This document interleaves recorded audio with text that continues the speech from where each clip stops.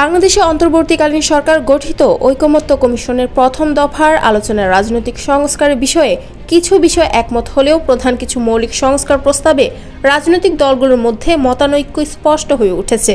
বিশেষ করে প্রধানমন্ত্রী পদে সীমাবদ্ধতা, ক্ষমতার ভারসাম্য, গণভোট এবং নির্বাচন পদ্ধতি নিয়ে বিএনপি, জামায়াত ও জাতীয় নাগরিক পার্টি এনসিপির অবস্থানে রয়েছে বড় পার্থক্য। বিবিসি বাংলার বরাতে জানা যায়, গত 19 মে প্রথম ধাপের বৈঠক শেষ করে কমিশন জানিয়েছে 10টি গুরুত্বপূর্ণ সংস্কার প্রস্তাবে বিএনপি দ্বিমত জানালেও জামায়াতে ইসলামী ও এনসিপি সেগুলোর অধিকাংশের সঙ্গে একমত হয়েছে। ঐকমত্যের এই সীমাবদ্ধতা সংস্কার প্রয়াসের সফলতা নিয়ে প্রশ্ন তুলেছে রাজনৈতিক বিশ্লেষক মহলেও।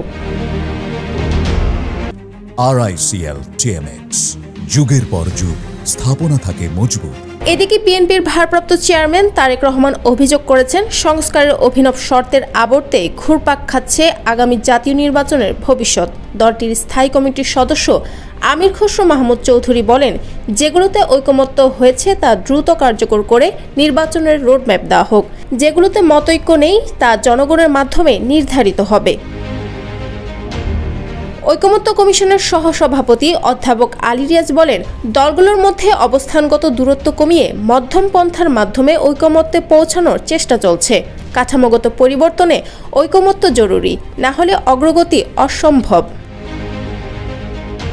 সংস্কার প্রস্তাবগুলোতে রয়েছে নির্বাহী বিভাগের ক্ষমতা কমিয়ে ভারসাম্য আনা, সংসদের সংখ্যানুপাতিক উচ্চকক্ষ, নির্বাচনকালীন নিরপেক্ষ সরকার, গণভোটে সংবিধান সংশোধনের বিধান, প্রধানমন্ত্রীর মেয়াদ সীমিতকরণ, বিচার বিভাগের স্বাধীনতা, সাংবিধানিক পদে নিরপেক্ষ নিয়োগ এবং 4 প্রদেশ গঠনের মতো বিতর্কিত প্রস্তাব।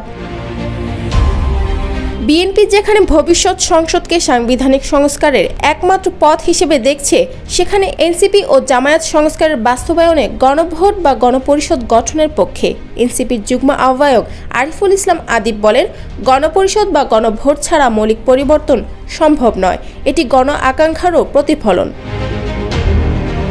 তবে বিএনপি বলছে, গণভোটও একটি সাংবিধানিক প্রক্রিয়া, যা একটি নির্বাচিত সংসদের মাধ্যমেই বাস্তবায়ন করতে হবে। আমির খসরু মন্তব্য করেন, আমরা বাকশাল নই যে সবাইকে একমত হতে হবে, গণতান্ত্রিক প্রতিক্রিয়ায় মতভিন্নতা থাকবেই। কমিশন জানিয়েছে, জুনে দ্বিতীয় দফার আলোচনা শেষে দলগুলোর মতামত নিয়ে চূড়ান্ত সংস্কার রূপরেখা তৈরি হবে, যা হবে জুলাই সনদ নামে পরিচিত। এই সনদে যেসব প্রস্তাবে একমত হবে দলগুলো, সেগুলো বাস্তবায়নের জন্য রাজনৈতিক দলগুলোর কাছ থেকে প্রতিশ্রুতি নেওয়া হবে।